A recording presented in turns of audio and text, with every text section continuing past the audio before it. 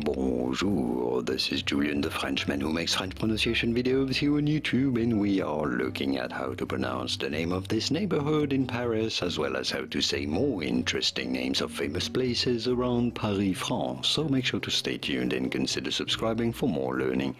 So this is a very chic area that takes its name from the 17th century Palais Royal, which is a former palace that was there a few centuries ago.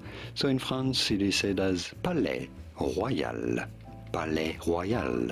It'd be fine to say it in English as Palais Royal. Palais Royal, from French Palais Royal. And now you know. Here are more videos on how to pronounce the names of famous monuments and famous places around France and things to visit in Paris. I'll see you there to learn more. Have fun in Paris. Thanks for watching. Merci. Au revoir.